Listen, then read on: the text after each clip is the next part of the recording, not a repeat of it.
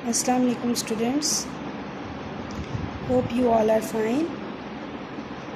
My name is Sabah Nazir and मैं आपको आज मैथ्स का unit number 1 matrices and determinants start करवाऊँगी। मैट्रिसेस और डिटर्मिनेंट्स क्या होते हैं, इंट्रोडक्शन इसका हम देखेंगे। मैट्रिसेस का types of matrices, addition and subtraction of matrices, multiplication of matrices, multiplicative inverse of matrix, solution of simultaneous linear equations।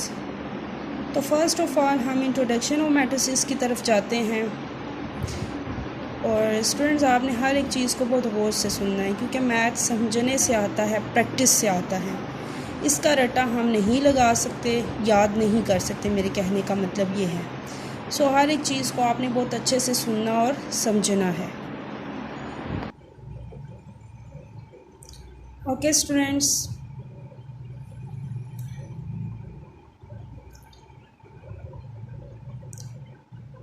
चलेंगे हम इंट्रोडक्शन की तरफ।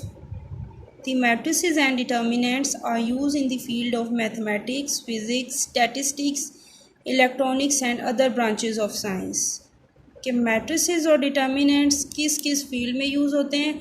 मैथमेटिक्स में, फिज़िक्स में, स्टैटिस्टिक्स में भी होते हैं, इलेक्ट्रॉनिक्स और दूसरी साइंस की ब्रांचेस में। The matrices have played a very important role in this age of computer science. और मैट्रिसेस ने बहुत अच्छा इम्पॉर्टेंट रोल अदा किया है कंप्यूटर साइंस के दौर में। The idea of mathematics was given by author Clay, an English mathematician of 9th century who first developed theory of matrices in 1858।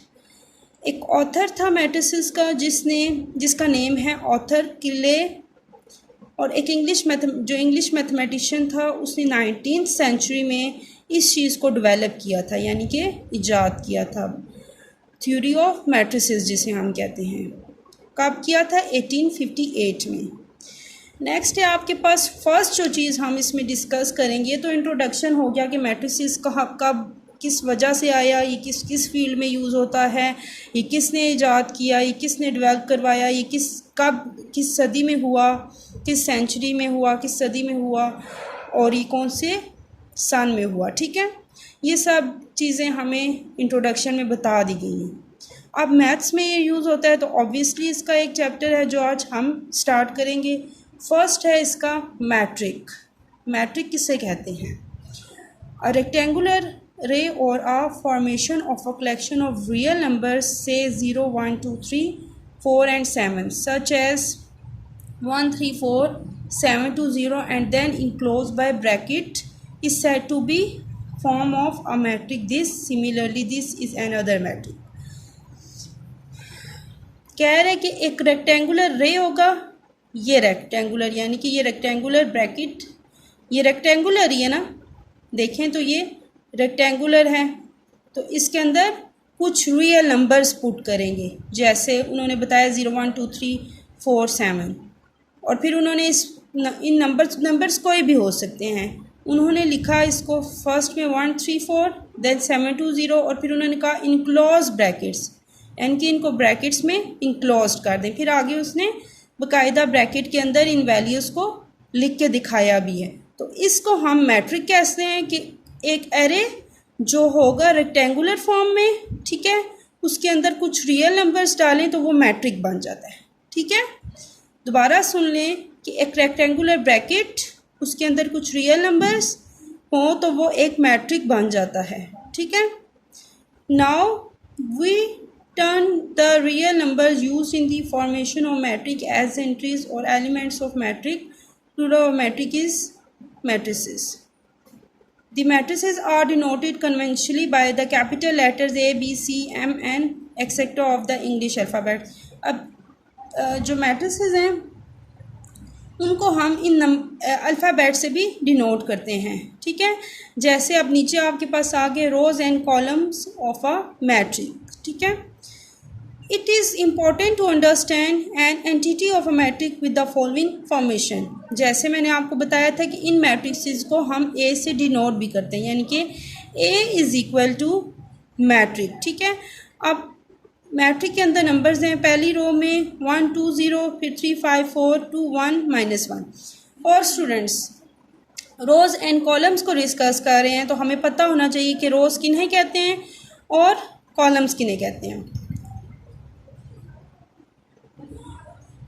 तो जो इस फॉर्म में नंबर हम देखेंगे वो हमारी रोज़ होंगी। ठीक है, रो 1, रो 2, रो 3, यानी कि हॉरिजेंटल फॉर्म में। आगे वो कह भी रहा है, in matrix A the entries presented in horizontal ways are called rows. ठीक है, in matrix A there are 3 rows as shown by R1 R2 R3। ठीक है, R1 R2 R3 इसकी कितनी रोज हैं? 3 रोज हैं।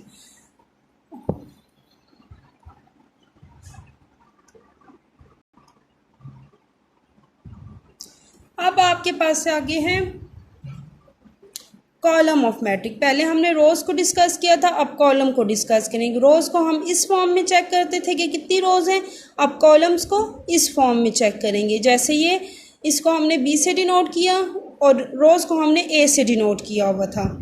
तो B is equal to column 1, column 2, column 3, और इनके अंदर हमने कुछ रियल नंबर्स यानी कि कोई रियल नंबर्स हमने पुट कर दिए।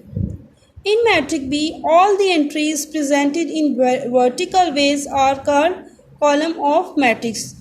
रोज़ को हमने हॉरिजेंटली देखा था कि कितनी रोज़ हैं, और अब कॉलम्स को हम वर्टिकली चेक करेंगे, यानी कि जो इस फॉर्म में हो यूँ उसको हम वर्टिकल कहते हैं। ठीक है, और जो इस फॉर्म में देखते हैं उनको हॉरिजेंटल कहते हैं। तो वो कह रहे हैं मैट्रिक बी हैज़ 3 कॉलम्स, के मैट्रिक बी के 3 कॉलम्स हैं, जैसे column 1, column 2 and column 3। Column 1, column 2, column 3।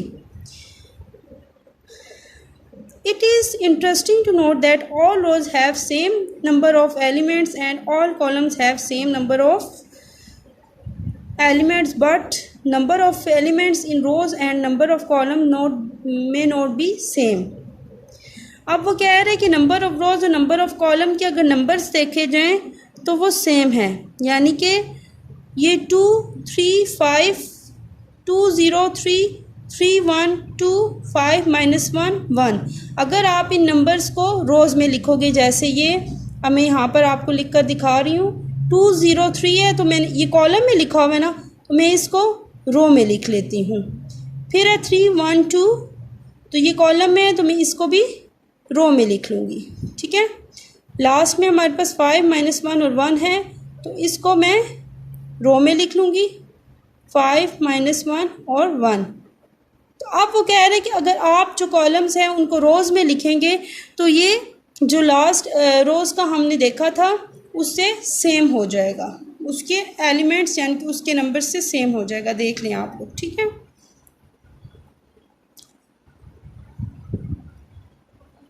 One 2 0 ये हमारी रोज़ थी, 3 5 4 2 1 -1। ठीक है,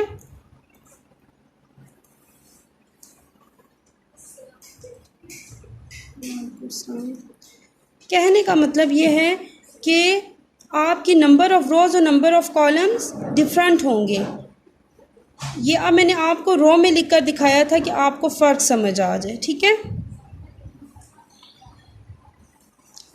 ऑर्डर ऑफ मैट्रिक। नेक्स्ट आपके पास क्या है? Order of matric.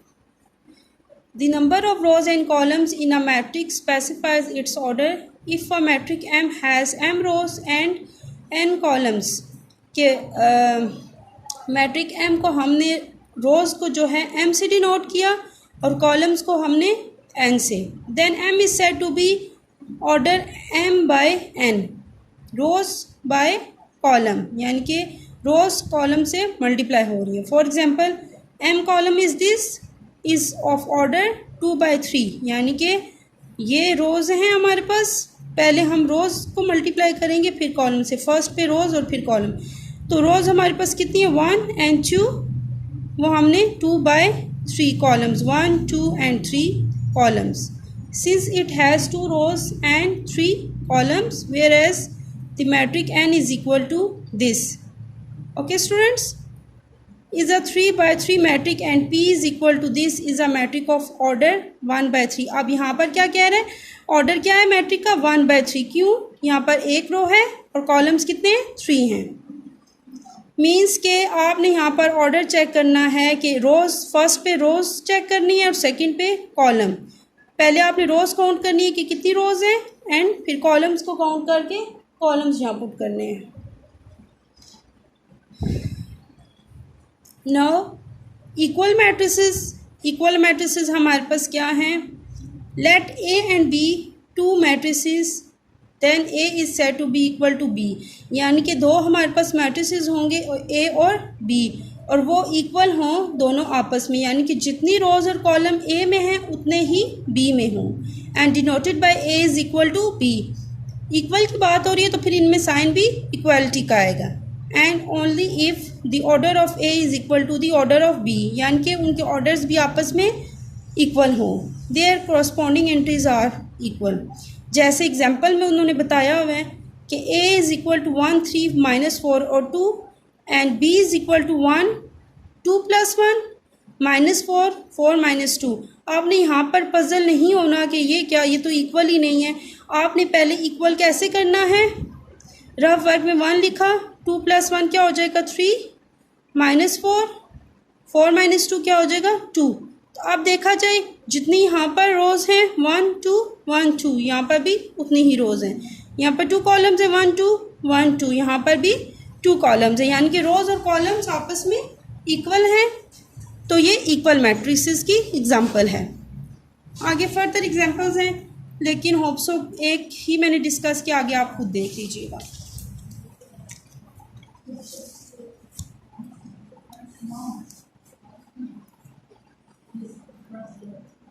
एक्सरसाइज 1.1 अभी हम स्टार्ट करेंगे.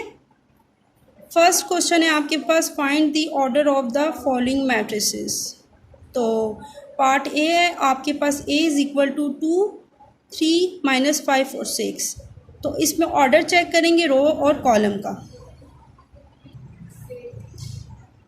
ओके स्टूडेंट्स, क्वेश्चन नंबर 1 है आपके पास एक्सरसाइज 1.1 का, find the order of the following matrices. ये जितने भी आपको मैट्रिसेस गिवन हैं, matrix A B C D E and F, इनके आपने ऑर्डर चेक करने हैं. जैसे कि मैंने फर्स्ट क्वेश्चन यहाँ पर लिखा है, तो इसमें मुझे पहले चेक करनी है कितनी रोज़ हैं. रो 1, ये काम आपने रफ वर्क में करना है, ठीक है. रो 2 पेंसिल से 2 रोज़ है ना, तो हम यहाँ पर लिख देंगे 2 एंड कॉलम कितने हैं, वो भी 2 हैं. तो ऑर्डर ऑफ मैट्रिक क्या हो जाएगा 2 by 2. आपने यहाँ पर फिर लिखना है order of matrix A is 2 by 2, या फिर आप इसको ऐसे भी लिख सकते हो 2 × 2, यानी कि 2 रोज़ हैं और 2 ही कॉलम्स हैं, ठीक है. 2 रोज़ हैं और 2 ही कॉलम्स हैं. फर्स्ट ऑफ ऑल आपने क्या करना है, आपने क्वेश्चन देखा, उसमें चेक की कितनी रोज़ हैं और कितने कॉलम्स हैं, ठीक है.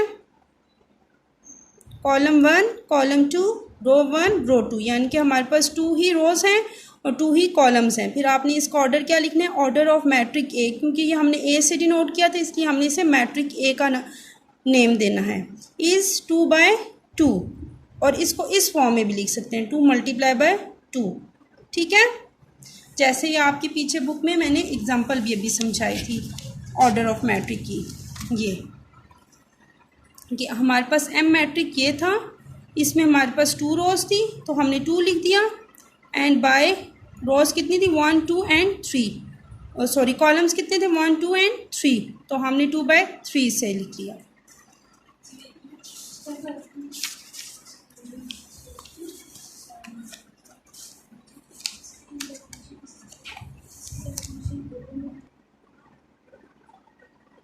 ओके स्टूडेंट्स, ये तो क्वेश्चन 1 का मैट्रिक ए हमने डिस्कस किया था. मैंने थोड़ा सा डिफरेंट लिया है ये वाला, E is equal to A B C D E और F.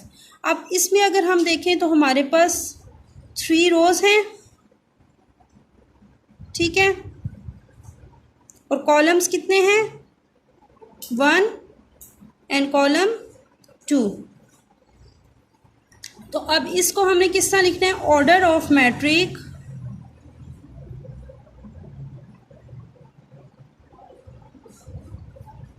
E, order of matrix E, पहले ए था अब ई है, is equal to number of rows पहले लिखने हैं 3 by number of columns 2। Just आपने इसमें नंबर ऑफ रोज और कॉलम का चेक करना है कि क्या ऑर्डर बन रहा है। तो order of matrix E is equal to 3/2। Okay students, अब हम नेक्स्ट क्वेश्चन स्टार्ट करेंगे, तो आप इसको अच्छे से देख लें। किसी किस्म की क्यूरी हो तो आपने स्कूल से कंसल्ट करना है। अब नेक्स्ट क्वेश्चन है आपके पास unit which of the following matrices are equal, यानी कि कौन सा मैट्रिक किस मैट्रिक के साथ इक्वल है। तो ए मैट्रिक हमारे पास ए इज इक्वल टू 3 है, तो अब हमने चेक करना है कि ए मैट्रिक और किसके साथ इक्वल है। तो ये तो एक ही रो है, एक ही कॉलम है। अब हमें कोई और मैट्रिक देखना है जिसमें 1 ही रो हो और 1 ही कॉलम हो। इसमें भी नहीं है, इसमें है, जैसे c इज इक्वल टू 5 - 2, तो c इज इक्वल टू 5 - 2, तो ये हमारे पास आ जाएगा, 5 में से 2 जाएंगे तो 3, तो a is equal to c, यानी कि a मैट्रिक है इक्वल टू c के। अब b हमारे पास 3 और 5, यानी कि 1 रो एंड 2 कॉलम्स हैं। b हमारे पास क्या है, 1 रो एंड 2 कॉलम्स। अब आपने चेक करना है कि किस में हमारे पास 1 रो और 2 कॉलम्स हो। जैसे ये d है, d is equal to 5 and 3, तो ये हमारे पास b जो है इक्वल टू d के आगे, क्योंकि इसमें 1 रो है और 2 कॉलम्स हैं, और इसमें भी 1 रो है और 2 कॉलम्स हैं। तो बस जस्ट हमने देखना है कि कौन सा मैट्रिक किसके साथ इक्वल है। ओके स्टूडेंट्स, एंड ये अगर i देखें तो i भी इसके साथ इक्वल आ रहा है, इक्वल टू ये i के भी है। क्यों, ये 3 है और ये 3 + 2 कर देंगे तो ये 5 हो जाएगा, यानी कि फिर इसमें भी 1 रो एंड 2 कॉलम आ जाएंगे, तो ये तीनों एक दूसरे से इक्वल हैं। अगर नंबर ऑफ रोज और नंबर ऑफ कॉलम्स हम चेक करेंगे तो आपने ये चेक करना है कि कौन कौन से मैट्रिसेस की नंबर ऑफ रोज और नंबर ऑफ कॉलम्स इक्वल हैं। तो फिर आपने उनमें जस्ट इक्वल का साइन डाल के यूँ लिख लेना है। इस किस्म के क्वेश्चंस आपके एमसीक्यूज़ में आ जाते हैं, पूछ लेते हैं कि कौन सा मैट्रिक किस मैट्रिक के इक्वल है। तो आपने रफ वर्क में चेक करना है, रोज़ और कॉलम उसकी काउंट करके लिख के कि कौन सा किसके साथ इक्वल करता है। ठीक है, okay student, this is the last question of this exercise. Question number 3 book पे अगर आप इसकी स्टेटमेंट देखें तो उसमें कहा हुआ है find the value of A B and C, A B C and D. इसमें ये मैट्रिक में हमारे पास मैट्रिसेस में वैल्यूज़ दी हुई हैं a + c, a + 2b, c - 1, 4d - 6 is equal to 0, -7, 3 and 2d। जो मैट्रिक a + c है तो वो दूसरी तरफ इक्वल टू 0 के होगा, a + 2b है तो वो दूसरी तरफ -7 के इक्वल होगा। थर्ड वन इज c - 1 तो वो 3 के इक्वल होगा, यानी कि जो जहाँ पर वैल्यू है वो दूसरी साइड उस वैल्यू के इक्वल होगी। 4d - 6 4 नंबर पे है तो ये 2d के इक्वल होगा। तो अब हमने पहले इक्वेशंस बना लेनी है। इक्वेशन 1 है हमारे पास a + c is equal to 0। Second equation है हमारे पास a + 2b is equal to -7। ठीक है, c - 1 इज इक्वल टू हमारे पास क्या आ जाएगा 3। ये हमारे पास थर्ड इक्वेशन आ गई है। एंड फोर्थ इक्वेशन हमारे पास है 4d - 6 is equal to 2d। तो अब हमने इसमें देखना है कि सबसे इजी इक्वेशन कौन सी है जिसको हम इजीली पहले सॉल्व कर सकते हैं और उसके थ्रू वैल्यू भी आ जाए। अब देखें तो यहाँ पर a और c 2 हैं तो वैल्यू सॉल्व होना पॉसिबल नहीं है। जिसमें एक अल्फ़ाबेट होगा यानी कि कांस्टेंट होगा हम उसको लेकर चलेंगे, यानी कि इसमें भी 2 हैं, a और b है यहाँ पर सिर्फ सी है, और यहाँ पर भी 4d माइनस 6 है, और यहाँ पर भी d है। तो ये दोनों ले सकते हैं, इन दोनों में जस्ट वन अल्फ़ाबेट है, जस्ट वन कांस्टेंट है, लेकिन ये थोड़ी सी सिंपल है। तो c minus 1 is equal to 3, third equation हम पहले सॉल्व करेंगे। तो c यहीं रहेगा, 3 है, ये -1 है तो दूसरी तरफ जाएगा तो ये +1 में चेंज हो जाएगा, यानी कि अगर माइनस है तो ऑपोजिट साइन इसका क्या होगा, प्लस, माइनस प्लस में चेंज हो जाएगा। और अगर यहाँ मल्टीप्लाई वाली कंडीशन होती तो वो डिवाइड में चेंज हो जाता, और अगर डिवाइड होता तो मल्टीप्लाई, यानी कि माइनस का ऑपोजिट प्लस, मल्टीप्लाई का ऑपोजिट डिवाइड, ठीक है। इसी तरह डिवाइड का ऑपोजिट मल्टीप्लाई और प्लस का ऑपोजिट माइनस। तो ये c इज़ इक्वल टू -1 था, उधर जाकर प्लस हो जाएगा, तो c इज़ इक्वल टू हमारे पास 4 आ जाएगा। ये हमारे पास c की वैल्यू आ गई। अब अगर हम फर्स्ट इक्वेशन की तरफ जाएं, a plus C is equal to 0, हम इसे सॉल्व कर लेते हैं। a plus C is equal to 0, c की वैल्यू हमारे पास आ गई है, इसी अब a की इजीली फाइंड हो जाएगी।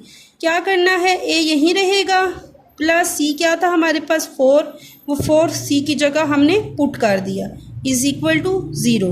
अब क्या होगा, a इज़ इक्वल टू यहाँ 4 प्लस हो रहा है तो दूसरी तरफ 0 में जाकर माइनस हो जाएगा। तो a is equal to 0 minus 4, 0 में कोई भी चीज़ प्लस करें या माइनस करें एज इट इज़ वही चीज़ आ जाती है, -4। माइनस क्यों लगाएंगे, क्योंकि 0 की कोई वैल्यू नहीं होती, और जो बड़ी वैल्यू के साथ साइन होगा वो साइन भी साथ नीचे आ जाएगा। ये a की वैल्यू निकल आई है। अब हमने थर्ड इक्वेशन भी सॉल्व कर ली, फर्स्ट इक्वेशन भी सॉल्व कर ली। अब हम सेकंड और फोर्थ इक्वेशन को सॉल्व करेंगे, ठीक है। सेकंड इक्वेशन हमारे पास a प्लस 2b है इज़ इक्वल टू -7। तो a की वैल्यू हमारे पास -4 आ गई, उसमें -4 पुट कर दिया, प्लस 2b हम सॉल्व कर रहे हैं तो b एज इट इज़ आ जाएगा -7। ये 2b इधर ही रहेगा, ये -4 इधर माइनस हो रहा है, उधर जाएगा तो 7 में प्लस हो जाएगा। 2b is equal to 7 plus 4, यानी कि बड़ी वैल्यू के साथ माइनस और छोटी वैल्यू के साथ प्लस है, तो माइनस प्लस क्या होता है, माइनस। ये रूल तो आपको पता है ना, minus plus is equal to minus, plus minus is equal to minus, minus minus is equal to plus, और plus plus is equal to plus, ठीक है। तो ये माइनस प्लस माइनस हो जाएगा, तो 7 में से 4 जाएंगे 3 आ जाएगा, और बड़ी वैल्यू के साथ माइनस का साइन है तो वो माइनस का साइन भी नीचे आंसर जो वैल्यू आई है उसके साथ आ जाएगा। अब b के साथ यहाँ पर 2 मल्टीप्लाई हो रहा है, तो मल्टीप्लाई का ऑपोजिट मैंने आपको बताया था डिवाइड, तो यहाँ पर 3 से क्या हो जाएगा, नीचे जाके डिवाइड। ओके स्टूडेंट्स, अब देखा जाए तो हमारी a, b और c की वैल्यूज फाइंड हो चुकी हैं। अब हमारे पास सिर्फ d की वैल्यू रह गई है, तो d हमारे पास किस इक्वेशन में, फोर्थ इक्वेशन में। तो अब हम फाइंड करेंगे fourth equation, 4d minus 6 is equal to 2d। ये 4d इसी तरह रहेगा, ये 2d यहाँ पर प्लस हो रहा है, इस तरफ आएगा तो -2d हो जाएगा इज़ इक्वल टू, ये -6 है, उधर जाके प्लस में चेंज हो जाएगा और सिर्फ 6 आ जाएगा, ठीक है स्टूडेंट्स। अब आपने क्या करना है, 4d में से 2d माइनस किया तो ये सिर्फ 2d रह जाएगा, ये 6। अब ये 2 इस d के साथ यहाँ पर मल्टीप्लाई हो रहा है, जिसके बीच में कोई साइन ना हो, वो आपस में चीज़ें मल्टीप्लाई हो रही होती हैं।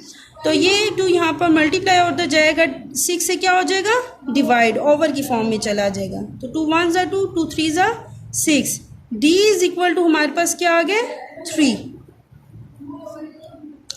तो अब हमारे पास a की वैल्यू भी -4, b की वैल्यू 3/2, c की वैल्यू 4 एंड d की वैल्यू 3 फाइंड आउट हो गई है। ये इस एक्सरसाइज का इम्पोर्टेंट क्वेश्चन है, ये क्वेश्चन सॉल्व करने के लिए पेपर्स में भी आ जाता है, तो आपने इसे बहुत अच्छे से समझना है और इसकी प्रैक्टिस भी करनी है। ओके स्टूडेंट्स, किसी किस्म की क्यूरी हो तो आपने स्कूल से आकर कंसल्ट कर लेना है। Thank you so much and अल्लाह हाफिज़।